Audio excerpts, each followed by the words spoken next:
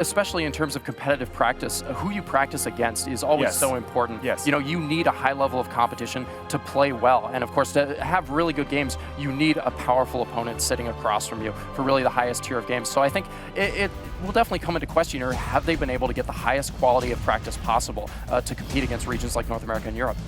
Looks like we have the draft here up on the screen. We have Spacestation Gaming, the Taya, Lucy, Shifu. Their classic comp, I might say. Wow, this is not something I expected to see, but I love seeing it. I can't think of a better way to lead off a Battlerite LAN than Spacestation Gaming playing Taya, Lucy, Shifu. Such a dynamic, such a fast-paced comp. It's the SSG comp. It's the SSG comp. They run at you, and they don't leave. And I must say, for a team maybe with a slightly less competitive region, such as Korea, they might be a little bit overblown by the amount of aggression they're about to face here, because I can tell you from casting a lot of Spacestation Gaming's games in the past couple of months, they've played together as a team.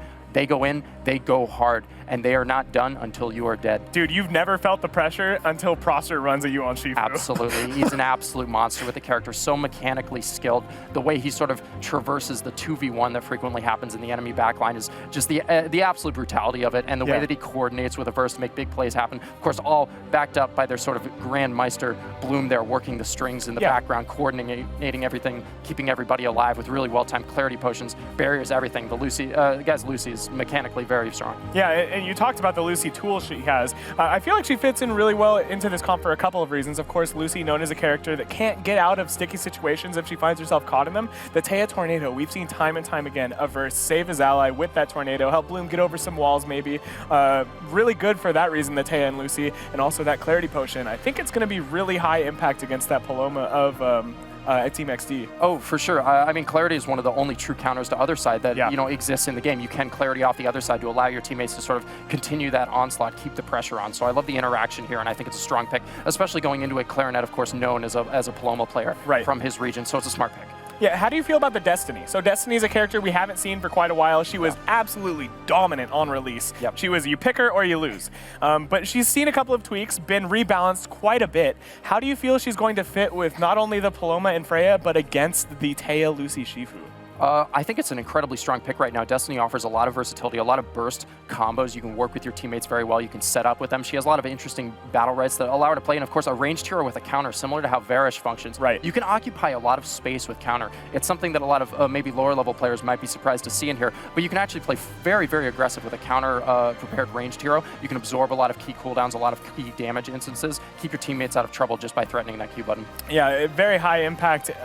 A lot of damage being able to put out by that ability as well. How do you feel about the ultimate? Of course, Pinball used to do 40 damage on hit and then 20 damage immediately after if you bounce off a wall. It's been rescaled quite a bit. Do you think that ability is in a bit of a worse spot, or do you think it's still very valuable? Well, obviously, the rescaling was definitely kind of a nerf on paper, but I feel like you're really trying to use it similar to an Ashka ultimate, right? You're trying to open up the game, find that opportunity to get on somebody who doesn't have an iframe, doesn't have a cooldown out, maybe knock 1, 2 people. It seems from my experience, knocking even 2 people with it is pretty high value. And, you know, of course, we live for those pinball moments, ding, ding, ding, all over the map. But in reality, getting 2 knockups on enemy characters, that can mean a 1 round with the Destiny on your team. As long as you're going for that big playmaking opening, I think that's what the ultimate is really good for. And worst case scenario, yeah, you can end up in the middle of your spawn, have to sort of dejectedly climb onto your mount, walk back, run back to your teammates. But I mean, those situations seem few and far between in high-level competitive play. So we talked about the rebalancing of Destiny. Freya, another character that saw quite a few nerfs leading up to this current patch. How do you feel like she's going to fit with this comp? It's an interesting combination with the Destiny, and I feel like in the way that Freya, of course, does have a counter, a lot of shields, in the same way we talked about Destiny, a counter hero occupying a lot of space, Freya can also occupy a lot of space as well. She sort of sits there, you're a little bit scared about how you traverse that Freya matchup, so I don't mind the combination together, though I think Freya, outside of sort of those incidental incaps, does lack quite a bit of CC, so she may have trouble setting up, coordinating with Destiny, which is really what Destiny wants to do, is set up, get those big damage combos. Yeah, Freya, a very interesting character in that aspect. She's one of those melees that kind of goes in and does her own thing, wouldn't you say? Yeah, for sure. Yeah. It's really one of the strengths of a hero like Shifu, like Freya, is they really seem to dictate the pace of the game. You're sort of playing around them, especially when you've got a good player on them. And I think Freya is very, very good at that. It's difficult to push her off of your team once you're on. That being said, the boys at SSG have plenty of experience handling Freya in the North American meta, so I don't think they'll be terribly surprised by anything that's going to happen in this game. Of course, we have our fair share of Freya players. You know, they played against Luke Battlerite once or twice. I'm sure they have a bit of practice against the Freya. No, rest in peace. Rest in peace. Nice. Yeah, that actually brings up a pretty interesting point. The Season 2 BPL qualifiers, this guy actually right here, going to be playing next season. Yeah, it should be a pretty enjoyable experience. I really look forward to seeing the BPL kind of progress season to season, seeing some of the weaker teams, dropped out for newer upcoming teams. We saw 3 Rising Stars teams qualified this time for North America, which is unbelievable. It really shows you there's sort of a fresh wave of new talent out there scrimming, trying to be competitive and earn their place into the league. Yeah, I'm so incredibly excited to see how the teams next season do. Of course, Unimportant's team got in, a very popular streamer. Finlev's team got in, Mr. Hudat's teams got in, you got in. It's going to be very interesting to see how all of the teams adjust and how it makes the groups look different. Of course, it says a lot about the scene that it's developing this much already, and we're already having so many different teams swap in. For sure, I think new blood is never a bad thing. People will bring new ideas, new team comps, new styles of play, and I think that's always good. Of course, it seems like right now breaking into sort of that top 3, top 4 area of almost any region's BPL, very difficult, very large skill gap. But I think there's a lot of people, hopefully myself included, who are up to the challenge. All right, give me the hot take, Crooks. Are you going to be playing at the LAN at the end of Season 3? Are you going to be good enough? Why did I fly here? I wasn't prepared for questions like these. I don't know. I'll leave you on that one. I'll cut you a break. I need the PR spin right now. Get SLS Chris over here for some PR. I need him. I need him bad. Yeah, okay. So back to the match a little bit. Of course, we do have Team XD, the 2nd seed coming out of Korea, coming up against SSG, the 1st seed of North America. SSG, they had a kind of weak start to the season. Youngsung decimated them in their first 2 matches, but they managed to climb back and take 1st seed in the region. Do you expect them to do well in this tournament? I think we could be seeing them do very well. When you look at the teams that are in their bracket, I think they have relatively favorable matchups into a lot of them as well. Yeah. Talking with the guys that have been practicing a lot of different heroes in preparation for this tournament, I think their comps are very versatile. They aren't necessarily practicing set team comps for the situation. It's more about understanding how different characters work together, and we've seen that's always been a real strength of SSG, being able to work off of each other, punish effectively, especially with their highly aggressive style. So I'm just more interested in the fact that they keep up the teamwork that they've always established that they had. Just keep that going forward. Yeah, they seem to have a comp prepared for them as well. Of course, running their classic comp, the Lucy Taya Shifu. It's very interesting about SSG. They always manage to find one comp that they are incredibly good at and run with it. Of course, Bloom, a player that likes to switch up his support role quite a bit. He was playing older previously. Yeah. He's now switched to Lucy. It's something I really like about this team, actually, that they seem to really know what they're comfortable with. Yeah, for sure. They have a very good idea. I think it's because they play, very consistently. They're very used to playing around each other, and that's one of the reasons why they can do what they do. You mentioned Bloom with a variety of support picks. Seeing the Ulrich recently on him, a hero that has endured some pretty harsh nerfs. Yes. A lot of teams still making it work. One of the reasons is, watching Bloom play Ulrich, a hero, all about positioning around your teammates, even with a hero like a versus Taya, he plays around it so well, and that's because he's in his teammates' head. They're all kind of a part of this Borg where they understand what they're going to be doing. So watching Bloom and his placement of Ulrich spaces to apply that favor, same with Lucy Clarity's barriers, just has a really good idea of what his teammate's going to be doing at any given time. Yeah, that definitely does seem to be the case. Very versatile player, very skilled at that, and that's one of really the high marks of a team. If you manage to understand how your teammate is playing and what you need to do, yeah, very, very cool. I agree. Yes. Very excited to see how this match goes, though, of course. We have the match coming up here very shortly. The draft underway. We seem to have gotten to a point where the game should start here very shortly. I'm a little nervous to say anything other than, man, first game. First game. LAM. Yeah. It's happening. Yeah. We never thought we'd get here. We're here. Pardon our jitters, but I mean, we're just as nervous as the players to be here, to be on this stage, to be at DreamHack Summer in Yangshaping. There we go. Yeah. Save me. Save me. Get me out. Dude, the Swedish pronunciations are so difficult. I don't even try. I just say I'm a DreamHack. Love being a DreamHack, by the way. Yeah. Wonderful. Being a DreamHack, absolutely great. We have a lot of matches coming up today, though, of course. We do have just the first one coming up here shortly, SSG versus Team XD. We also have Red Cannons versus Dolos right after. We have so many incredible matches. That's a spicy one. Dude, right there. Yeah, that's one that's going to be hot. Of course, a very spicy one. Hot Biscuit, he's the substitute for Crazy. Your Nightmare wasn't able to make it to LAN, unfortunately, because of visa issues. So it'll be very interesting to see how he works with them, too. A lot of cool stuff, I think. For sure, for sure. I just can't wait in general to see how all these teams stack up. I think Red Cannons in particular is sort of an up-and-comer. Right. They're one of those teams we think might be able to break through that sort of NAEU wall that we've sort of set up for ourselves going into LAN here. And sorry to interrupt you, but we're going to our game, guys. We have game 1 of the Battlerite Finals.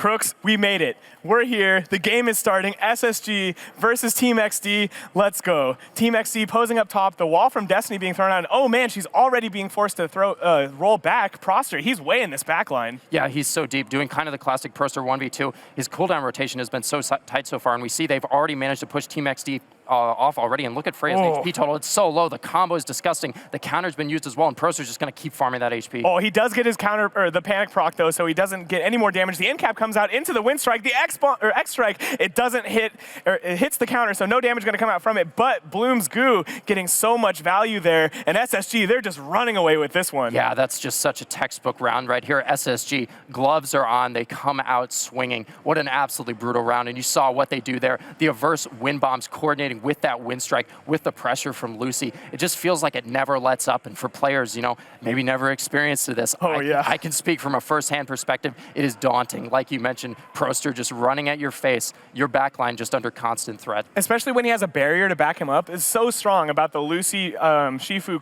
duo, is that barrier and the Clarity Potion, so incredibly high value. So much value from the Clarity in general this round. Of course, the Freya and the Paloma here. The wall being dropped immediately. The M2 from Yitnip hitting. Now the counter is not going to get procced, so a much worse start for Proster, but that barrier, it's going to help him make it out okay. Yeah, he's going to be forced to disengage. Nice panic combo by Bloom as well. Does a decent chunk of HP, and now the Destiny being pushed back. The counter gets hit, unfortunately. Averse playing a little bit too far forward. Yeah, and that nice M2 from Yitnip hit from across the stage, and SSG does not get that orb. Red team, Team XD, pulling quite far ahead here, Crooks. Yeah, they actually have a reasonable life lead as well. Proster, a little bit deprived of energy and resources. They unfortunately stack the barrier. He does have the EX space at his disposal. The goo is going to push off red team a little bit. They're worked in the corner here. This looks awfully familiar for them as SSG still wants to crank the pressure even at an HP deficit. Oh yeah, that counter proc was huge onto the Shifu, and so much damage going to come out onto the Lucy as a result, or the Paloma as a result. She is going to fall. A round that looked so good for Team XD. They couldn't manage to hold that lead. They're not going to get this orb either as Averse secures it with the next strike. The M2 from Yunip is not going to hit, and Proster, I feel like he's just going to run at this Destiny from this point. Yeah, they're out of hope. All they could really pray for was managing to find that burst on Averse to equalize it to a 2v2, but SSG are going to take another round, and we saw there just textbook punish. Anybody new to Battlerite, this is a game about trading cooldowns, about tracking the cooldowns on the map, knowing what your opponents are going to be doing, and punishing to the fullest extent, and it felt like Paloma had an awful time there. Yeah, it was interesting. The Lucy goo, it came out, but the other side was immediately available, so a really, really fortunate trade of cooldowns. Of course, if you get that 100 energy from the Lucy, just in return for a 12-second other side cooldown, you're going to be very happy about that, but immediately after, the punish from Proster Shifu was just so massive. And you know, that's what that character wants to do. Shifu wants to get in there, get the damage, and successfully rotate cooldowns. We're seeing Proster have a lot of success. It's really unfortunate though, because that looked like a round that should go in the favor of Team XD. Oh, they were given a large advantage at the start, but as we saw, spending that other side cooldown was just so major against the side of SSG, and a lot of the time when you play against Paloma comps, that's such a key cooldown, right? Other side, one of the strongest outs in the entire game available to a support hero in the game, but the way you play around that is so important, and Paloma having to other side herself, having to other side her teammates can potentially set you up in situations where you can just exploit that so heavily. Not having that cooldown can mean a lot of things either for the Paloma or for her teammates, and in that situation, Paloma other siding one of her allies kind of spelled death for her. Right, yeah. So we've spent a lot of time talking about Proster and how Proster Shifu fits into this match. How is versus Taya supposed to work in this matchup?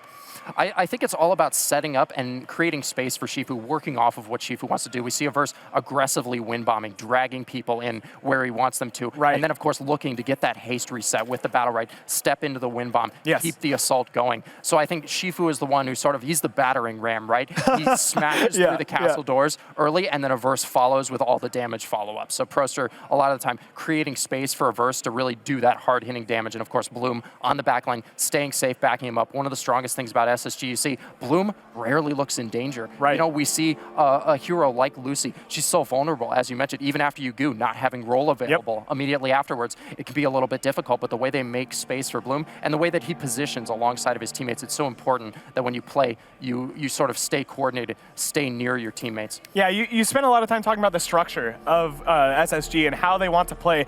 They really do like to send Proster in, don't they? They like to send him in on that alone mission to get the damage in and to get the aggression, really freeing up Averse to go ham and really do his best thing.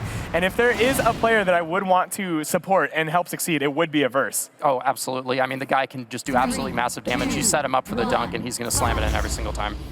Getting back into the game now. Averse, he's throwing that boomerang right into the wall. The spear gonna proc the counter. Nice start here from the Destiny, but a perfect barrier from Bloom negates all of that damage. Now the X-Strike gonna force out the other side. This is already looking so unfavorable for the red team as Taya has gotten so much damage and so much pressure. She's finally starting to get chunked though, pretty hard. Yeah, the Tornado used a little bit preemptively. Proster doesn't have too many outs at his disposal. A setup for the orb, and they are gonna be able to snag that out from under the side of red team. Destiny trying to set up against that wall again, but they're just not able to shove Shifu off at all. Though, as I said, he's being pushed back, but a nicely timed EX space gonna bail him out. Yeah, that EX space was absolutely huge. He healed up and got out of the ultimate, but he might die here. The Ghost Wolf is going to go out the barriers there, and his counters proc. A sick double in cap there from Proster. Helps him get away, but he doesn't want to go out, Crooks. He wants in. That EX space is going to be used. The orb also going to be secured by SSG. This is very close. Look at the way these guys play to his outs. He knows exactly how much HP he needs to stay in the backline. That being said, they've been pushed off once again so hard by the side of red team. If red team can't make something with this advantage, this looks grim. Yeah, this is still looking pretty rough for the blue team, though. They do have a pretty massive advantage on Team XD. They might be able to find the kill on the burst here. The Thunder Strike is used, but it's not going to land in this Tornado, getting massive value there. The Lucy Goo is huge, too. The Paloma ultimate is dropped, and they find the kill on Proster. This could still go in favor of SSG, though, but Averse, he desperately needs to get out here. This is looking all but over as he hits that counter. The ultimate going to help protect him a little bit with the shield, but at the end of the day, he's got nowhere to go, Crooks. And there you go. It's looking like Korea round on the board already. They did it. And I like the adaptation there. I feel like they changed up the way they were sort of navigating Proster in the backline with that Shifu. Destiny in particular has been known as a fairly effective hero against Shifu. You know, you've got that counter for things like the spear, like the fully charged M2. You can dodge a lot of damage. The wall pushes him out. It's a little bit difficult to harass Destiny around that wall. And of course, you've got that EXE. You can try and lock him down with a stun there. So I like the way they played around that as well. The R usage from Destiny pushed Proster off a lot, rooting him, pushing him back. Very difficult for Shifu to deal with. Yeah, that's something we didn't quite get to talk about either. That Battlerite change on the Destiny. The R now rooting if it pops. So incredibly high value. Another great barrier from Bloom. Going to start this one off in Proster. He's not going to get his, not going to proc the panic this time. He's going to go in, try to find some damage and get some energy. He has that EX space available, but he's going to instead opt to in-cap. And man, Proster, look at this 1v2, Crooks. This is just classic Proster right here. Look at him go dodging the panic with the EX space. There's no other side. They're going to be calling that out right now. Here comes the X strike, and the follow-up is disgusting. You can't slip by. These guys are counting cooldowns so well. You can tell they're locked in right now. They're ready. Yeah, the counter not going to be hit by Yanip either. Now all that's left is the Freya. In this 1v3, she's got not enough energy for an ultimate, not enough HP to live. She's going to go down, and just as quickly as SSG lost that last round, they sweep that one. Yeah, that looked a lot more promising. The way they sort of opened up that round definitely looked different than the last one, and it is one thing I will say about the side of Team XD. It seems like their openings are fairly static. They seem to approach the map in the same way at the start every single time, and this is where a team like SSG is going to start to download you really, really rapidly. You've got to be very careful about replicating those kind of habits and behaviors. Moving into round 5 here, SSG up 3-1, looking like they have all the momentum. We'll see if Proster can have such a successful opening as he did in the round prior. This is a good start, Crooks. That Immaterial going to dodge the panic, and he's going to get a nice amount of M1s and the counter proc. Things looking good, but a nice panic from Clarinet gets him off of his back. But on the other side, the Freya just running it, Bloom down bottom, and that counter. Oh, this is looking bad. Nicely played counter there from Freya. Bloom still manages to shove him off, but Averse getting pushed out pretty heavily by Iknip on the Destiny there. The counter on Shifu gets blown, but of course, iframing the M2 Proster styling. Wow, Hisgram actually being so successful this round. He's sitting on an ultimate too, Crooks. We'll look out for an in-cap. The X-Strike does land, getting a fair amount of damage, and both counters not being procced. The in-cap is immediately followed up by Proster. Now he's going in, trying to create space for his allies, and SSG gets the orb. Yep, Bloom getting shoved out a little bit, but he's holding onto that goo. He's waiting for that other side timing to get used. Destiny, no space as well. Bloom is just going to go ahead and pitch the goo. The follow-up is here. This is rough. That was a big goo. Got quite a bit of damage out. The other side wasn't available either, and they finally find the kill on Yanip. My God, Bloom dropping the goo. The play is just so consistent. You can read what's in Bloom's head. You know, when we called the goo, you could see him inching forward with that full bar of energy. These guys, it's just textbook to them. They do manage to answer, almost answer a kill, but no, Paloma's going to go down, and now it's 3-1. Hisgrim, after such a well-played round by him, honestly, navigating the 1v1 against Lucy, unfortunately, they're going to go down there, and SSG up 4-1. Yeah, that's a very skill-based matchup, too. So to see him do well against Lucy down bottom was very promising. You know, a lot of people going into this game thought that the Korean players might have a bit of a rough time against the rest of the world, but he's definitely showing he's not out of it just in terms of raw skill. Hisgram dominating that 1v1 against Bloom down bottom, but at the end of the day, that triple goo, if you hit stuff like that, you're just going to win rounds. Yep, I mean, what can we say? The 16-year-old North American prodigy comes through again with the full stick of butter. The big pitch across the map. nothing to see here. Potentially the last round of game 1 of this best of 5. Proster, he gets his counter procced and is a pretty ideal start as he doesn't get the panic hit either. Oh, this is looking pretty bad here. Averse, he gets in-capped and eats an M2 from Destiny, but he has that tornado available and he will spend it. Yeah, that follow-up onto Averse was quite nice. They put a lot of pressure on him, but at the exchange of a lot of HP by Paloma, now SSG just going to reset a little bit. Bloom, love the Petrify there to lock down Destiny. He's not doing any damage. Look at that X-Strike follow-up in the corner. He's got nowhere to go, and already it's down to a 3v2. The burst is there, though, and they return a kill on Averse. It's Proster and Bloom versus Ignip and his Graham right now. They do have a bit of an HP advantage, and of course, they have a healer available. Yeah, that panic proc into the M2 from Proster, getting so much damage on his Graham too. Ignip, he posts up that wall and throws out an M2, getting some damage, but Crooks, I'm not sure it's enough at this point. The panic is dodged and in-cap comes out up top, but it's still just this Destiny getting ran at by Proster's Shifu. Yeah, his cooldown rotations are just too tight. Unfortunately, a whiff counter from Freya. He's not going to be able to make it out of the goo. Fortunately, the clarity misses, but Bloom's just going to clean up that kill.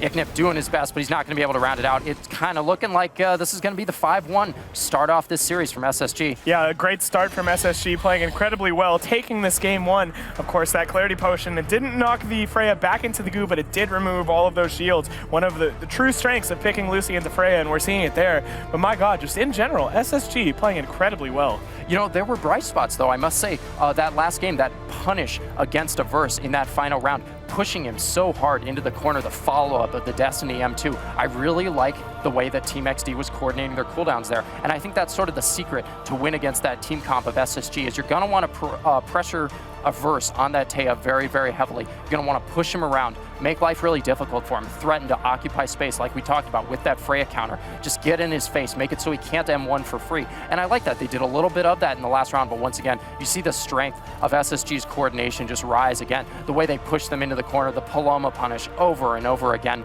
And it just looks like Clarinet, sometimes a little bit lost, not used to being faced with this level of aggression that SSG is bringing. Yeah, you know, you mentioned earlier on that Clarinet, a known Paloma player, kind of one of the downsides, wouldn't you say, of being a known Paloma player. Sometimes he might just actually run into like a Shifu Lucy. A pretty hard counter comp there from SSG coming out against the Paloma pick. You know, a little bit unfavorable. Yeah, and it just looked so textbook from them. It just looked like they knew what was going to happen. They knew the flowcharts, they knew the cooldowns, and they read them all perfectly. And a very successful round from SSG there. Yeah, SSG, they're really showing up, answering a lot of the questions that people had for them. Game 2 going to be coming up very shortly. We have the map selected. We're going to be going on Blackstone Day. So is there anything different you expect on this map in comparison to the last? You know, not really. We've seen Blackstone Day be a versus playground in the North American tournaments. You know, on that Taya, so much space to run around. You've got those tight corridors, knock people around with that Q. I know he's been phasing out the wall stun Battlerite recently. We might see him go back here just because it's such a fruitful Battlerite to take on a map like this. But other than that, very open, gives Averse a lot of space to run around, especially if Team XD is going to be trying to run that Freya again. I think this is a much more favorable map for Averse to perform on, and I think Proster and Bloom just going to keep doing their thing. Yeah, Proster and Bloom, I see no reason for them to switch off their two characters as they absolutely dominated that game. Of course, the Lucy did have one rough round against the Freya, but at the end of the day, it still was an incredibly good pick with the Shifu. The Taya, like you mentioned too, this map really is Taya's playground. She can just do whatever she wants on this map, run from anywhere. There's pretty much like no tight chokes like there is on like an Orman map, so there's a lot of places for her to go. A very strong map for the Taya pick, and if you have a verse on your team and it's a good Taya map, you probably want to pick Taya. Oh, for sure, and we've seen sort of guaranteeing a verse a level of success has been a big strong point for SSG in the past. You know, a lot of the structure of competitive Battlerite, you know, you have that melee player, you have the support player, you have the range player, sort of the standard alignment that we think of for a lot of team comps, and it's really up to the melee players on a lot of these teams to sort of dictate the pace of the game, make space so that their ranged player can come in with the damage, with the hard CC, and we see that happen a lot. I love the X-Strike placements by Averse. I think the Taya pick, I wouldn't be surprised to see them run it back. When you think about a best-of-5 format like this, you take game 1 that consistently, I feel like it's kind of on the enemy team. You know, you're sitting there, you got all your cards on the table, you say, okay, you deal with it. Yeah. You know, we have this worked, your turn. Yeah, it's like, why switch up anything if you're winning so dominantly, right? Exactly. Now on the other side, Team XD, what do you think they could possibly switch to if they wanted to counter comp what SSG is running? You know, I think the Paloma looked like a real pain point for them. But at that point, we venture into sort of those dangerous waters of what is Clarinet comfortable with? What if they come in practicing, getting ready for this tournament? But I would say running Paloma against SSG is a pretty tall order. We've seen our Paloma metas in North America and Europe for a pretty long time now. You got to think these guys are really experienced playing against that. They know the play style. They know the win conditions of playing against a comp like that. So I think Team XD trying to vary away from the Paloma, at least in this game too. You know, you're not out of it yet. That was only the first game of the best of 5. So maybe taking this time to experiment a little bit. You're not in, you know, potentially that game 3 crunch mode where you got to win one. Sure. You got to go back to what you're used to. This might be the moment where you say, okay, what we did in game 1 didn't necessarily work. Let's try something. Let's vary it up a little bit, see what we can figure out about the enemy team. Whoa, Crooks. We got some wild stuff happening here in this draft. Spacestation Gaming, they're going to be running the IVA. I'm not too surprised about that. We saw them run an IVA comp in the BPL finals, the regional finals for North America as well. Of course, that IVA Rook Older, such a strong comp. And Averse looked great on that when we saw him pick that hero. His taser timings were very clean. Very good. His tractor beams pulling people back into the action after they use an out. All of that looked very strong. And I think SSG, you know, their coordinated punishes are really sort of the story of this team always, the way they collapse so effectively. And IVA, very aggressive melee range, sort of ranged hero, great at that. Dude, we got a Jamila too. Proster's playing Jamila. I'm not surprised by that either. So I don't know all that much about Jamila. You, somebody that's been playing a lot currently in the competitive scene as you qualified for the BPL Season 2, what do you think about Jamila? What is her role in this meta? She's very disruptive. It feels, in a lot of ways, her kit is obviously different, but she feels a similar role that Shifu feels like he did in his real heyday. You know, very disruptive, 2v1 capabilities, highly mobile. I think she's a very, very fun hero to watch, and I'm not surprised to see her probably getting a lot of play this weekend. You're going to see a lot of Jamila. Now, a lot of people might be a little bit unfamiliar with this hero, as she's had a tough time in competitive play on release, and sort of up until now, so watching people play her is going to be really interesting. Of course, she has that stealth on counter, really interesting mechanic. She has the hook shot, which interrupts the enemy team. I love the interactions you can get with Jamila. Yeah, I think there's a lot of interesting things that you can bring to the table with it. Now, to round out the comp, we have the Bloom Pestilus. I haven't seen this dude play too much Pestilus. What do you think about this pick? I'm very excited by the potential of watching him play this. I think we've seen players like Randler in Europe benefit from a lot of just consistency with Pestilus, right? You want to play to your outs, play standard, play solid. And I think Bloom is the epitome of all of those things in North America. Very mechanically solid player. Cool head in all of his games, kind of keeping the team together. So I like the Pestilus pick a lot. And in coordination, I think you can set up a lot of combos with Pestilus Jamila between the panics, you know, the burst healing on Jamila if she's in the backline with that Bloodsucker. I like the coordination here a lot. And it's going to be difficult, especially if you're the older on the side of Clarinet. You're going to get panicked thrown at you nonstop. And if you blow a space on one of those, you could be in a lot of trouble. Yeah, you're absolutely right. On the other side of the map, we have Team XD running Iva, Older, Freya, so they're not playing that Paloma. They agree with you there. They think that Paloma is a little bit of a weak point. I like the switch up. I think Older's an incredibly strong hero in this meta that you'll be seeing a lot this weekend as well. So I think it's a safe rotation here. I like it quite a bit. And it seems to work well with Freya as well. You've got the setup, Freya knocking people around, pulling them back in. You've got Older setting up with those E's, decent amount of damage, and of course a lot of M1 damage to contribute. The side of Team XD can burst really hard. The Older Iva, we've already seen the synergy between that range and support. They can hit fast and they can hit hard. Yeah, absolutely. So much damage can come out of that comp. Excited to see how this goes. Looking like we're going to go to game 2.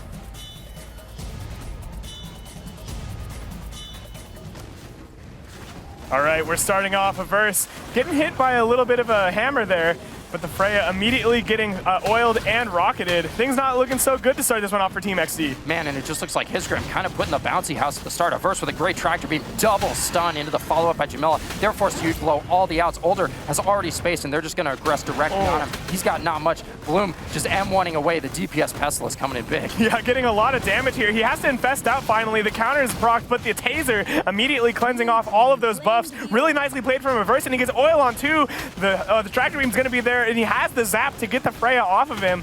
The Older finally going to go down. Yeah, and the punish, once again, Older, you know, one of his weaknesses, he has that space to get him out of trouble, but other than that, you're kind of just in the wind, hoping that somebody shoots a projectile or a melee attack into your Q shield, try and get some of that just reset to get you out of trouble. He couldn't find that here, and you got to think the punish from SSG, once again, absolutely brutal. The Bloom on Pestilus, making a very solid backline. I love his panic placements too. You can really just remove somebody from the fight. You catch somebody without their outs, without their pants down, you throw that panic around, suddenly they're out in the middle of nowhere and you're beating up their teammates. Yeah, absolutely. And Averse ending that round with a golden score, getting quite a lot of damage on this Iva. You mentioned it a little bit. Iva, a very close range character.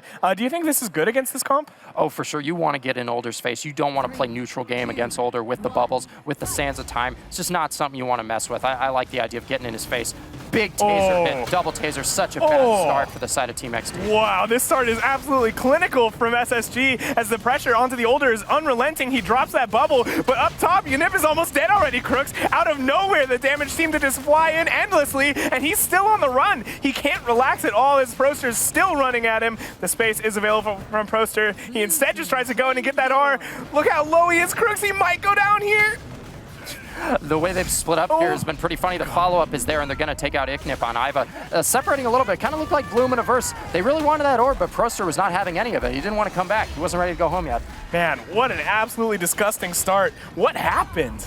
They just rushed so hard. The key cooldown usages at the start of the round are just going to be so important, dictating the tempo of how this works. I think both of these rounds we've seen Iknip on that Iva use his space very defensively at the start, and it feels like when you're in that sort of a ranged hero mirror, you know, you've got Averse on the Iva, Iknip on the Iva, when you're forced to use a cooldown like that for very little value, you're automatically going to be on a back foot, and a team like SSG is going to know how to respond to that. Yeah, if there's a team I wouldn't want punishing me for a mistake, it's SSG. Their coordination proving to be on point in that instance as the damage seemed to just flow out endlessly. We'll see if this one starts just as well for him. Wow, what a space from Averse, going in aggressively, but he's not getting punished too hard for it. Crooks, he just runs right back to his allies. Yeah, doesn't get any value off the taser, but look at how separated Older is. He's going to be forced to space again, and you got to think Proster, he's going to smell blood in the water soon, gets his counter proc. He just keeps aggressing on Iknip. They've picked him out as the weak link. Look at that follow-up there. Jamila is just completely resilient, just never stops the aggression. He's gotten pounded, though. Oh, yeah, he finally starts to take quite a bit of damage. The Queen is dropped for him, and SSG secure the orb. That helps out Proster quite a bit,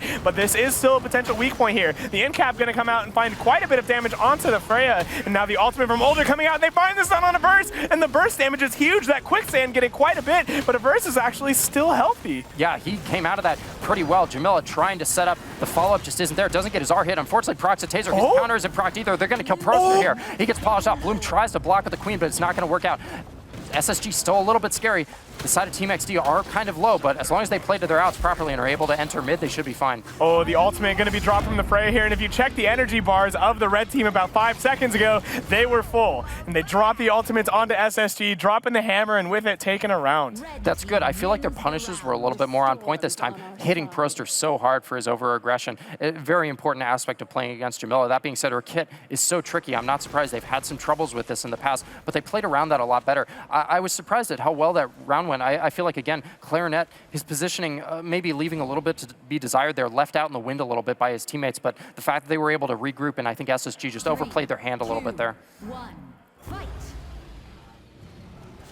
Things starting much more slowly this round. Averse not spacing in, the counter not being procced from Proster as well, but he gets that space, and with it, gets a nice chunk onto his Graham. Red team, they have to back up and play a little safe now. Yeah, I love the tractor beam here, just pulling people where you want them. The follow-up panic from Bloom takes Older completely out of the game for a couple of seconds. They're going to see what they can do here. Proster manages to squirm out of that potential for a taser stun. Bloom, I love the spit onto Iva. He's completely locked down. Iknip can't do anything. Yeah, a beautiful panic too off of the Incap. So much pressure being put out onto the red team here. The Older ultimate is not going to get any value either, and SSG get the orb. This is looking so good for the blue team. Yeah, they're so solid. Proster, once again, high HP, doesn't get his counter proc. Iva's sort of surfing around, looking for an opportunity for Averse to work off his teammates here. The tractor beam has been used to follow up on Iknip yet again, and they collapse. The Iva's out of here. Yeah, the Iva nowhere to go at that point. The flamethrower used on the counter as well. Freya next to fall. Clarinet, all that's left is going to pop off his ultimate, and he finds the stun, but I don't think he has any chance of finding a kill here. The stun is there onto Clarinet, and he goes down. Now, SSG pulling so far ahead, 3-1, very reminiscent of last game. It's looked very difficult for them to kind of navigate the Pestilence pick on the side of SSG. I love the timing on Bloom's fears. He constantly finding people out of position, you know, whacking them with that fear, pushing them across the map. And if they use a cooldown on it, it just means their teammates collapse instantly. Proster and Averse have been on top of that, and I love the coordination between the taser stun, just the never-ending Jamila pressure. It seems like they have a really good idea of what they're doing here. 3 rounds to 1 moving into the 5th. We'll see how this goes for SSG. The counter is not procced, and he doesn't. Proster does end up getting an in cap here.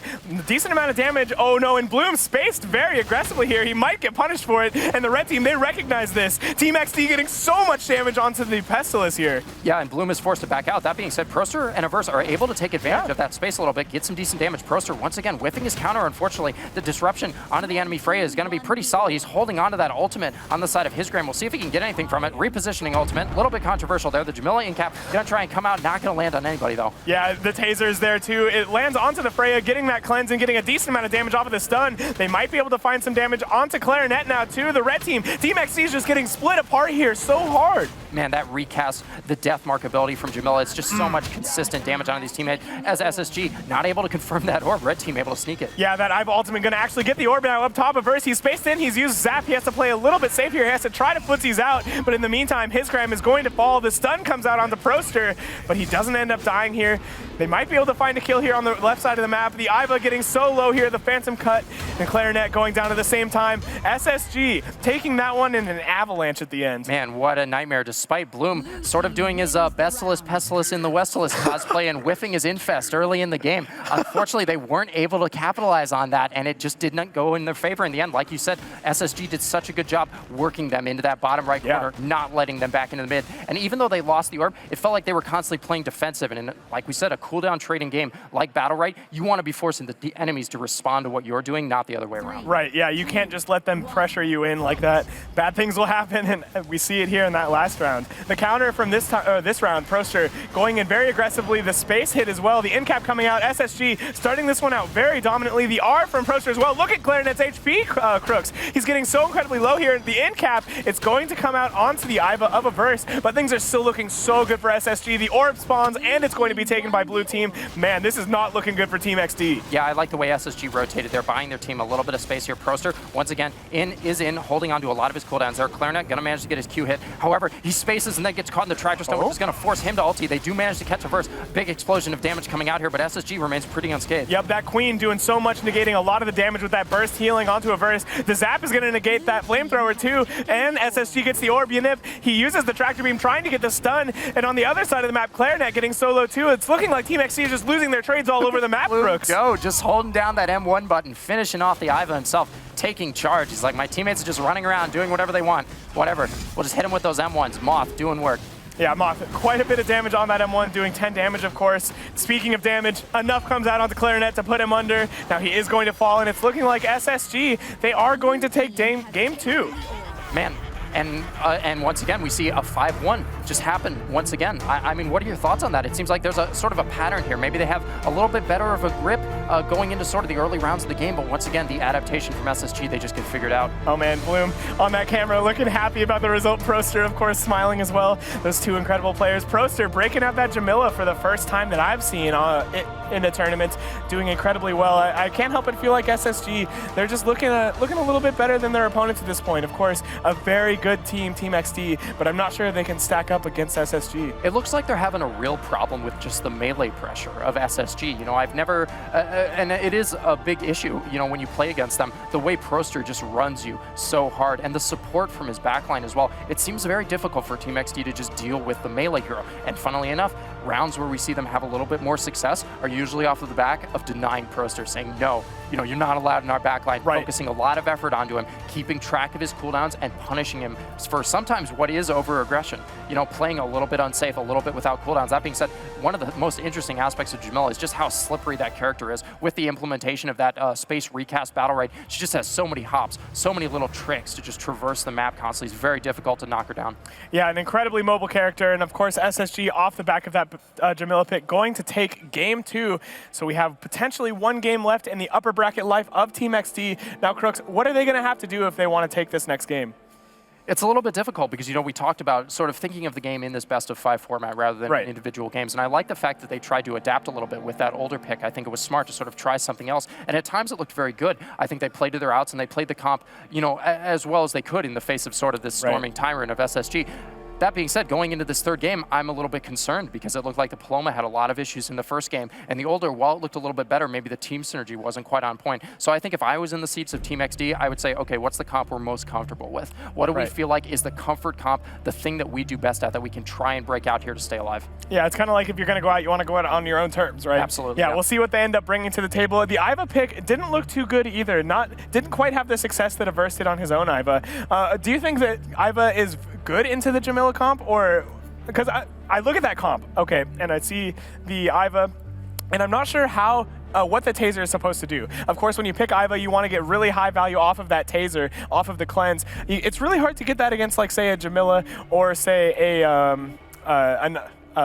Pestilus. So it's kind of hard to say why that is picked into that comp. I think the setup potential of Iva is, incredibly strong, especially in that comp. I think it was sort of more of a gameplay issue. I think his tasers, Ignip's tasers, weren't nearly as good or effective as Averse's. I think it's all about the timing, catching people with that spell block interrupt. You want to catch them in the middle of sort of that mouse one animation, catch them in the middle of a cast to get that big meaty stun that your teammates can follow up on. Sure. It's so important. Just seeing an enemy and firing the taser at them just while they're running around is not really an effective way of doing things. You've got to try and be disruptive, interrupt the enemy team. Yeah, so we saw a couple of nerfs to Freya over the past couple patches as well. Do you think the Freya pick is a potential issue? I'm not too sure about the Freya. It seemed like Hisgrim, he does his job really effectively sometimes. I think he picks that 1v1, he pushes somebody out, makes space for his team. But I think one of the most important aspects of playing Melee is not only how you sort of adapt to these 2v1 situations, you find a favorable trade for yourself, but also how you come back, how you rejoin with your teammates to get a lot of work done. And I think we've seen sort of the coordination between maybe the backline of Team XD and Hisgrim on that Freya has been a little bit shaky at times. It feels like they don't necessarily play with each other as well as they could be. Right. A little bit unfortunate there, and we are going to see another change in comps here. We have Hisgrim. He's going to be breaking out the Croak. Interesting. We haven't seen a Croak for quite a while. Yeah, that's definitely a different pick compared to what we've seen. Pretty much the only Croak we've seen recently has sort of been from the side of Youngsung, with Rare Peep playing kind of that combat frog build really heavily into the E, into that stealth reset, setting up combos to work off of his teammates. So I like the idea of the Croak. It definitely puts a lot of pressure onto SSG. Maybe dealing with a bit of a weird pick like that will be a little bit unsettling for them. Yeah, absolutely, because, a character hasn't been picked for quite a while. Maybe they've forgotten how to perform against it. Maybe it's more of a comfort pick for Hisgrim, and we just talked about how the Freya looking not quite as impactful as we would have liked it to be. So it'll be very interesting to see how this pick works instead. And we have the Destiny Paloma coming out for the other two on Team XD. Do you feel like this is a better suited comp to take down SSG? It's a strange comp. We were talking about the viability of Croak, but looking at this comp a little bit, I'm not sure I see the light. Yeah, it's like Croak Paloma. One of the classic problems with this comp is that Croak, he constantly wants to go in and be a little bit unpredictable on the enemy backline, but Paloma, she can't really do anything for an ally other than other side them if they're so far away. So kind of a counterintuitive pick between these two characters. I'm not so sure it will have a lot of success. On the other side, we saw SSG, Proster, he's switching to the Thorn. Yeah, I like that a lot. We've seen Proster's Thorn a lot through sort of the history of North American Battlerite, and his aggression there is just as strong as it always is. Thorn is a hero that gets in your backline. The aggression is constant, the lockdown, the CC, combine that with the pull that can relocate the enemies into the middle of your team, sets you up for a really successful situation. Game 3, let's go, Crooks.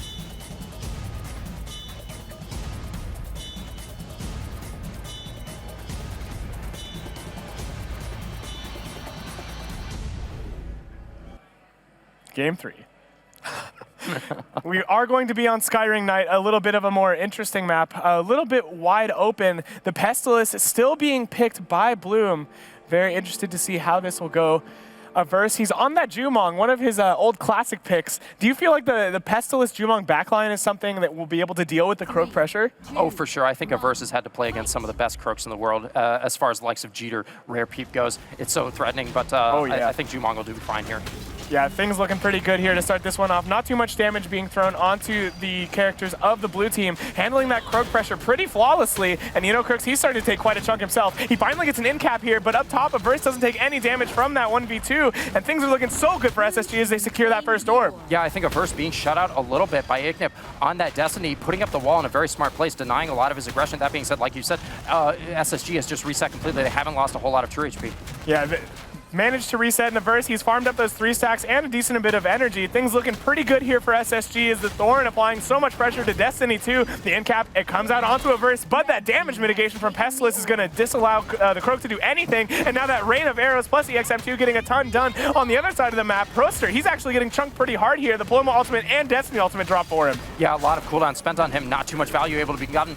The other side is spent, and smartly, you know, Clarinet just going to back away to the farthest reaches of the map that he can get. Averse trying to go aggressive with the Jumong, going to lock down Iknip a little bit with that EXM2 from Jumong. Proster very low, nicely timed Barbed Husk, but they got to be careful to keep him alive. Nice and fast from Bloom to mitigate the damage. Yeah, this is really scary. The Barbed Husk and the R shield from the Pestilence both used on Proster. He has to play so defensively now. The damage from the ultimate of Paloma not going to come out onto Averse, but oh my god, so much damage immediately after. The M2 of Destiny getting so much value, and a Proster, he has nowhere else to go. Dang, Team XD, they're making this comp look good. That was sick. I love the setups with the Croak stun there, combined with the Paloma ultimate at the end.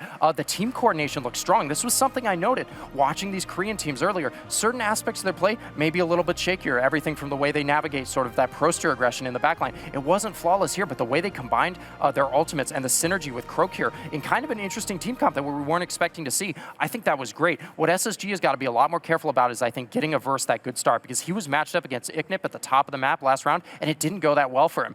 Interaction with the Destiny wall from Jumong, very difficult. We'll see how this one goes. See if the Croak has a bit harder of a time. Hiscram absolutely destroying that last round, I might say. He gets that camouflage and the move speed from the Destiny wall, but Destiny, she's not having quite as favorable of a start this time. Yeah, I think they really just focused here, pushing her off. Proster in that burrow, going to knock him up. The R being very disruptive, pushing Bloom really far away from his teammates here. Is Croak going to attempt to set up, but with the stun, Averse just on the run, going to get M2'd by Iknip as well, doing a lot of damage. Dang, Team XD are already ahead 40% HP, Crooks. They secure that first orb as well. The Paloma, she's actually doing so much here for her team. The ultimate going to be dropped too, and Bloom, he just gets ruined. What a sick punish here. They're reading the cooldowns so much better. I love the confidence of the Croak play here. This is really something I felt like Team XD was lacking in these last 2 games. You know, the Freya just didn't seem to have the presence that the Croak has here. But man, Hisgrim, he's setting up so effectively. I love his target selection as well. Picking that weakling, that one weak person. And Clarinet, he's farming these ultimates so fast. We're seeing 2, 3 Paloma ultimates easy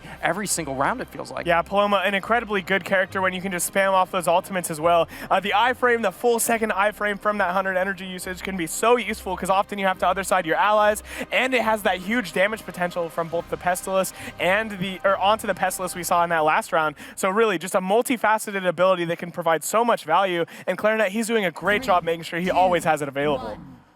Yeah, I love his play here. He's playing much safer. It feels like he has a better read on the aggression of SSG. Love the panic. The early placement, that's what Bloom needs to be doing against Destiny. And look at the chunk of HP Team XD has already taken. Yeah, they've already taken quite a decent chunk. Bloom being very disruptive with that panic. Like you mentioned, Averse, he has the Prowl available, so the Ghost Wolf doesn't hit. Now the damage is coming out onto the Croak.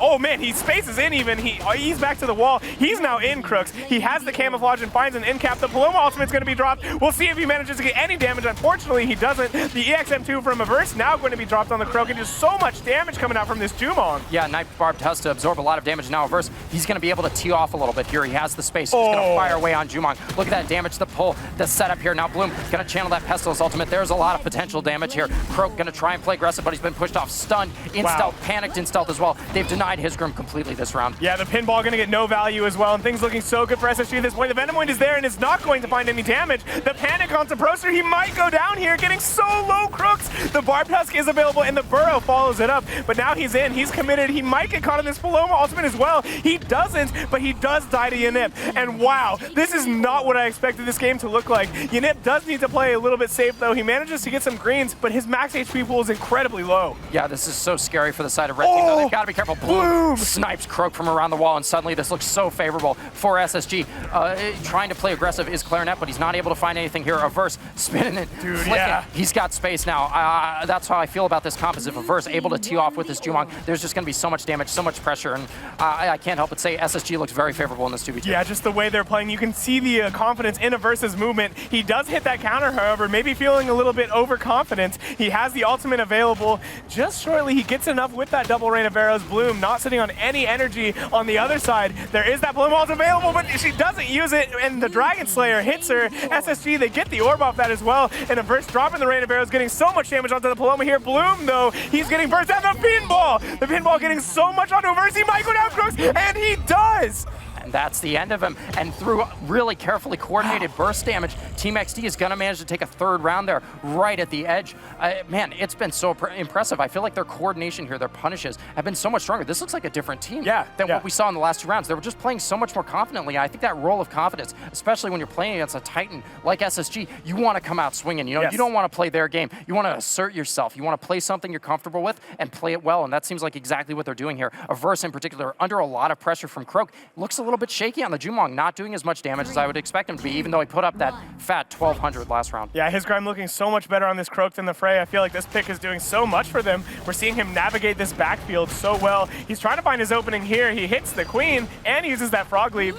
Nicely is able to get away though. Yeah, I love the aggression from Proster, specifically knocking up Destiny here. And now they might be able to aggress, but a nicely placed wall as well by Ignip is going to bail him out of trouble. Croak once again going in, just being a pest for Averse to deal with. Yeah, the orb going to go to SSG as well. Up top, Proster manages to even steal those greens. A great play there, not letting the Destiny have any of that max HP healing. She desperately wanted it, and Proster's now not letting up. He doesn't land that burrow, so the damage isn't going to come out onto the Paloma. But down bottom, the Croak finds an in cap, might find a stun here. Both Infest and Prowl were used. This is a little bit scary for SSG here, and they don't get the next orb. Yeah, I'm a little bit disappointed to not see Team XD move up there. I feel like SSG spent so many of their cooldowns here. Proster just being harassed by Destiny. The pinball comes out for a quick burst of damage, but they aren't able to confirm a kill off of that. Barb Husk gonna absorb the Venom wound as well, along with the space, kind of makes that taxi, get Bloom away from the enemy team, and they're gonna reset down at bottom. They're not out of this yet, but now stuck in the Paloma ultimate. Wow! Forced to use Prowl, and the follow-up is there. Wow, the M2 from the Destiny getting the silence, and the Croak stun at the last second, getting so much value and allowing that Paloma ultimate second tick to land. If that second tick lands, you're gonna eat upwards of 30 damage. Such a high value ability if you can make it work, and Team XD, they are making it work. Yeah, and it just seems like SSG having a very, very difficult time pushing Team XD off of them. In particular, the aggression from the Destiny. Ignip, the way he's placing these Destiny walls is frankly just fantastic. Yeah. It feels like he spots the target that Averse wants to go on. He sees that Jumong line of sight, bam, Destiny E stops all those projectiles. It feels like they're just getting walled out completely. And while Jumong, I feel, is quite a good matchup into Destiny just because of that Rain of Arrows recast. You know, lock her down, make it so she can't move at all, punish her for using space since you can't counter Rain of Arrows. But I love this interaction in particular. They're using it to their advantage very well. Round 5, Crooks. Do you think Team XD is going to be able to take it? They're looking so good, and it's hard to argue with that 4-0. We might be going to a game 4. Yeah, man, I'm feeling it here, and a good opening from the Croak allows a decent amount of damage on the Bloom. Destiny up top takes a little bit herself, but Yanip is able to get away. Things looking very good here for Team XD, but a pole lands onto the Destiny, forcing out the other side. This is what SSG needed if they wanted to get back towards mid. They don't manage to get... Oh, they do actually manage to steal that orb. That was huge.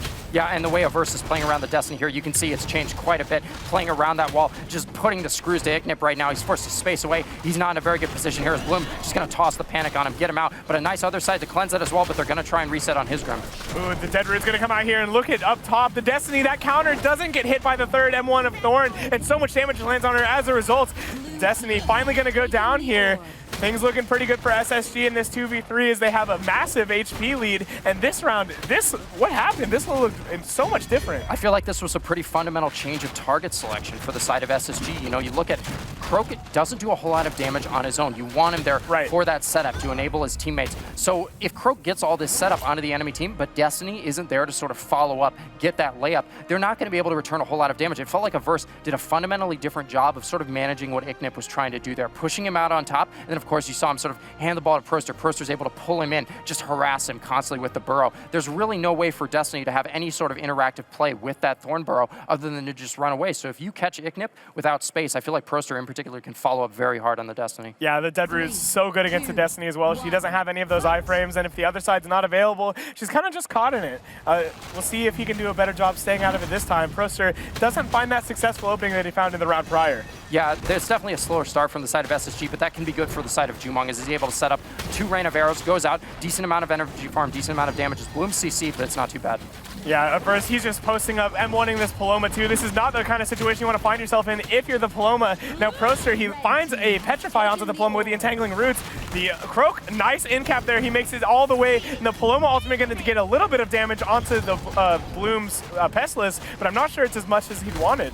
Yeah, and the panic once again coming out on the side of Clarinet, push him out of the battle a little bit. The Incap going to try and set up for Ignip, but he's not able to land too much damage from it. The M2 going to charge and miss as well. The Thorn ultimate going to come out just to make sure the orbs convert. They spend 2 ults ultimates on that orb, but I think it was ultimately worth it. Yeah, a lot committed there, but a lot of HP gained from it for Team SSG.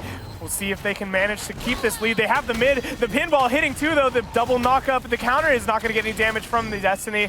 The end cap, it's on the Thorn. We'll see if they can punish this Pestilus here. He's getting so low, Crooks.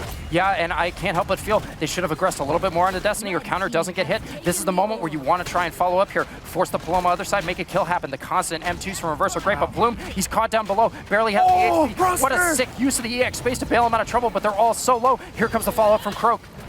The Prowl, it is spent via versus Jumong. The counter from Destiny is gonna clean up the Jumong and Team XD. They're up 3-2 in terms of characters, now 3-0.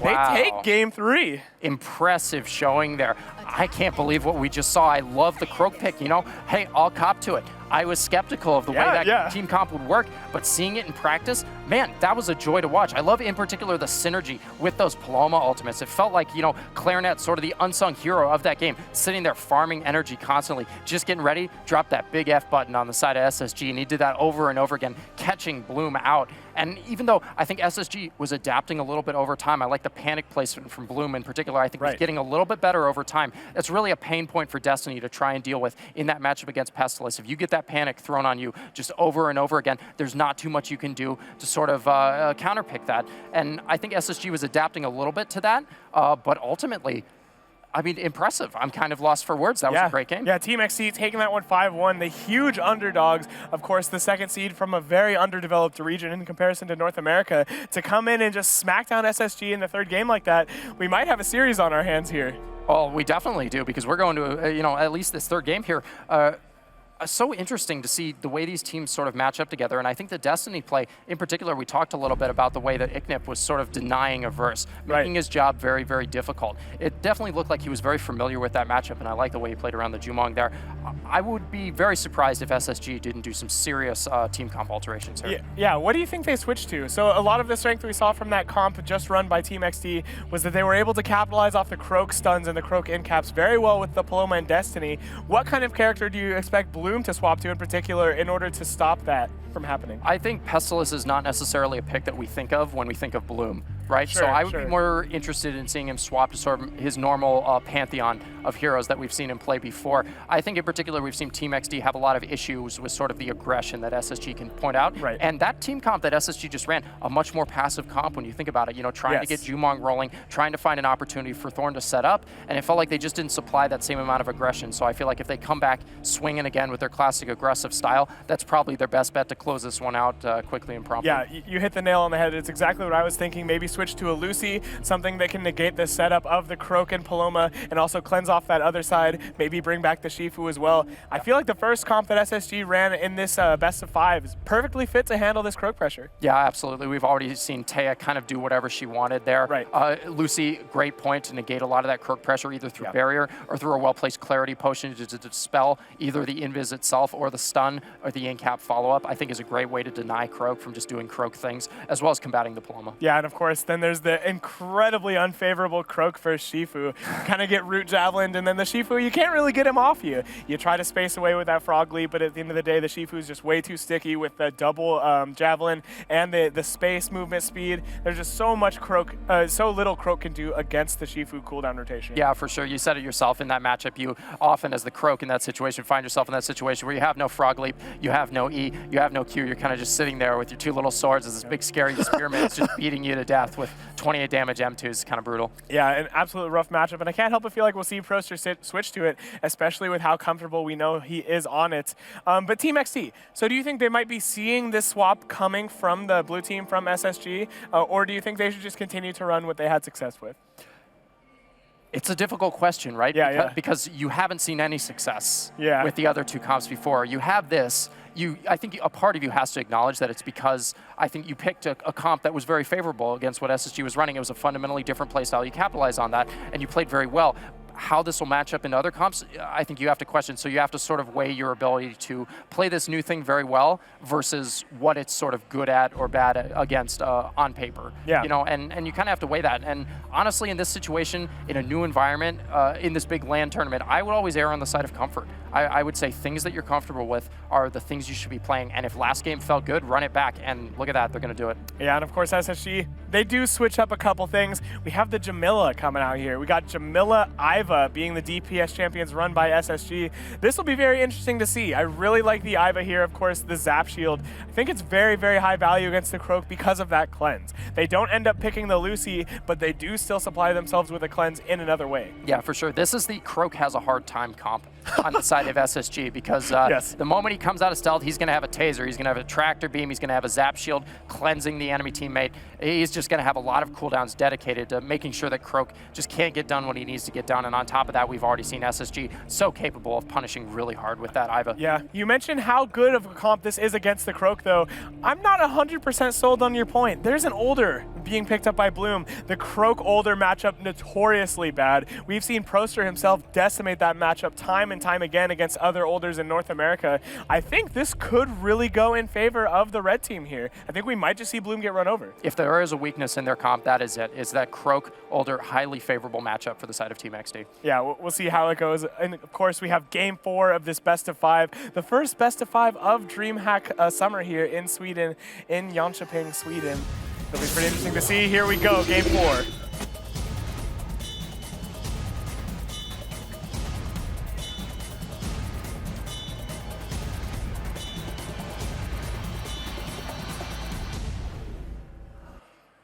All right, Crooks, potentially the last game of this series for Team XD, needing to play as well as they can if they want to stay alive here.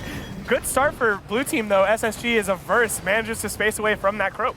Man, you already see some difficulties, though, just in terms of positioning. Look at the way XD falling back to kind of this choke on a Razde. They're already being pushed around. The Jamila follow-up onto Destiny. Absolutely brutal. Gets his counter hit. Look at the follow-up there. Is disgusting. Yeah, so much damage coming out onto the older, though. The shield isn't hit either, and now look down bottom. His crime, he's just going in. The Destiny, as you mentioned, is not doing much better. We'll see whose side this goes in favor of here. Yanip, he's almost able to get away, and the older ultimate, it lands on the stealth Croak. Beautiful play from SSG. Yeah, that might be able to secure them. This trade, they were sort of willing to trade Bloom's life for the side of Iknip, and they managed to kill him in the middle of his Destiny ultimate. It's still a little bit dicey here in the flesh. The Jamila incap is going to come out. The follow-up on the Pluma, very nice. A close round there, and we already see the influence of this Croak versus older matchup. I mean, for God's sakes, did you see his Grim just chasing Bloom down at the bottom of the map? I mean, what just a rough time. Yeah, I mean, look how low everybody on SSG was. And that round looked like it was pretty heavily in favor of the blue team, but at the end of the day, it was still a pretty close fight as the Croak had a really favorable time against the older. We'll see if they manage to keep that up. Maybe if Yanip has a little bit better of a time against Severse and Proster, that's a different round. Yeah, I think that's the biggest thing is Destiny got ran at really hard. He procced a lot of Iva tasers. It felt like Averse and Proster were just able to do their thing, and they were more than willing to just leave Bloom behind. They're okay with that, and potentially if Team XD can capitalize on that more, they'll be looking better. Round 2 here, the Croak, he gets that move speed from the wall. Really cute team play, by the way. I like that a lot. He finds a stun onto the Iva, the Zap Shield used. Wow, but the damage comes out immediately after onto his Gram. The other side forced out because of it. Yeah, and there's no other side available now, and this is when SSG is going to look to capitalize. They're just handling the Croak on the backline again, making sure he can't get onto Bloom too hard. Proster in a little bit of trouble. Nice cleanse by the Iva Shield. He's going to look for an in-cap setup. There he gets it. The other side is used, and now SSG is just going to move forward by a lot of space. Yeah, that was a great other side, but at the end of the day, they still had to use other side, which is not favorable for the other two players of the red team. Now, the aggression from Proster is there. The in-cap comes out, and the ultimate from Older does land, forcing out yet another other side. This could still go either way here, but it's starting to look pretty good for SSG as they get that tractor stun. The Croak being hit in stealth too, rough. Yeah, I love the use of the tractor stun there. Bring him back. The pinball comes out. Pinky on 1 HP, and they're going to finish him off with the Jamila. The Croak gets other sided a little bit late for no value, and this is looking like a cleanup from SSG. Probably going up 2-0 here, unless something terrible happens. Yeah, that Paloma ultimate is going to heal up the Croak quite a bit, but I'm not sure it's enough as Croak still does end up falling. Now Clarinet, he does get the kill onto Proster. If this 1v2 happens, it would be pretty insane. He gets that HP and energy, but now the pressure is coming out from the other two, or the other members of SSG, and Clarinet will fall. The follow-up was quite nice. I think, in particular, SSG are doing a great job sort of controlling the center of the map. We see a lot of the time Team XD forced to move back, but I like how you pointed out their team play there. Very cool, the way they drop that wall for the Croak to allow him to initiate with that barrier, gain a little bit of free energy without having to expend any of his own cooldowns. I feel like that helps him have a much better start, gives him a lot of space. Yeah, it's one of the recent changes we've seen to Destiny 2. She had that wall Battlerite buffed. It's cool to see them find a way to work it in. Team XD running it with that Croak, and if there's anything Croak likes, it's mobility. Oh, for sure. Can't get enough of that. He uses the stealth here, going to play a little bit safely here, trying to mind game. He finds a stun at the very end. Proster, he gets a nice in cap onto the Destiny 2. This is really bad, Crooks. The other side is forced out, but the pressure still might be unrelenting from SSG. We see Proster try to walk in, but my God, he gets punished for it. Yeah, the follow-up there was perfectly executed. SSG going to go for the orb, and they're not going to be able to do it. Hisgrim manages to sneak it with that Crookie. The follow-up on Proster is huge. The Paloma ultimate slowing him down. He doesn't get his counter hit as well. Here's the combo here. They finish him off. Nicely played. Yeah, so much damage coming out onto Proster so quickly there. Up top, the Iva of Averse takes quite a bit of damage here. The Zap is used to try to keep him alive, but I'm not sure it's going to matter as Older falls. With it, Averse, he understands he's done, stops moving. A quick round taken by Team XD, coming back 1-2.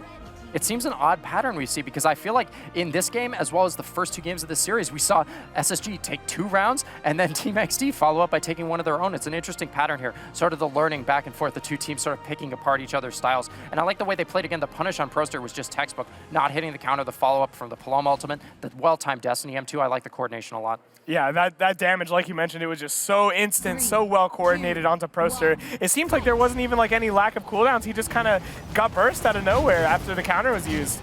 This time, speaking of burst out of nowhere, the Croak just takes so much damage. A nice cancel of that space too from Proster, not going to hit the counter of Destiny.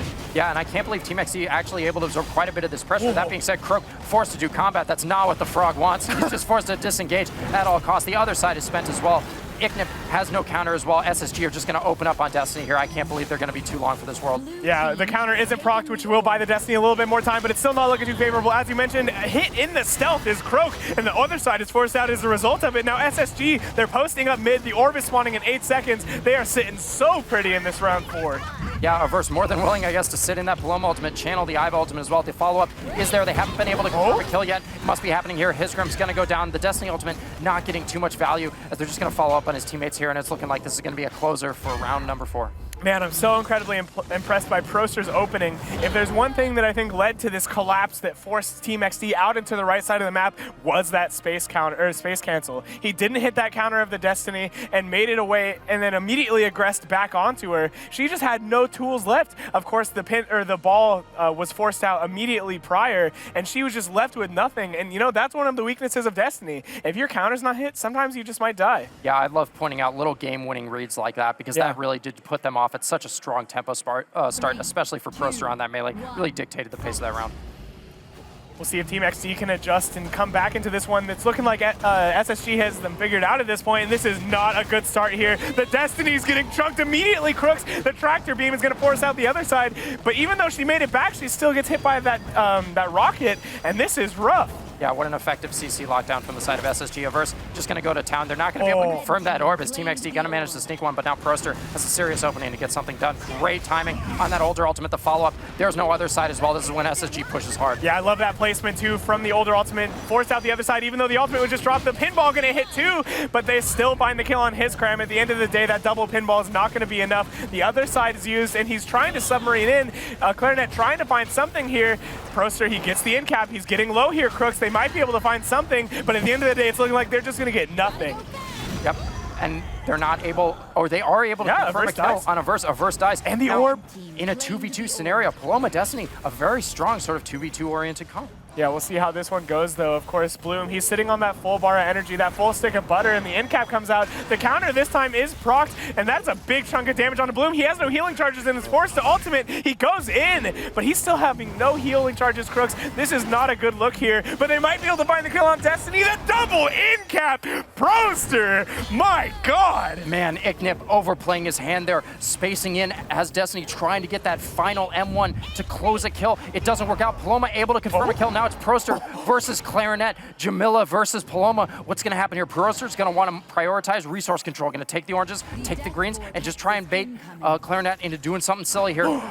Oh, managed the orb timing perfectly. Okay, this is looking really good for Proster here at this point. He forces out the other side two Crooks, and that full bar of energy right there, I think it is available for the blue team. He does pick it up as well. Now sitting on the full bar of energy, Proster, he played that flawlessly. Yeah, that was so clean. The way he played around the orb there, those 1v1 mind games, you could tell the entire time, playing a little bit outside of the range of that Paloma Panic. The footsies there were just on point. The spacing was perfect. And SSG, 4-1 right now, on the verge of knocking Team XD into the lower bracket. Man, that last round was absolutely insane. Brought down to the 2v3. It looked like Team XD was going to be able to come back as they found a kill onto a verse, but Proster clutching that one out, looking so good.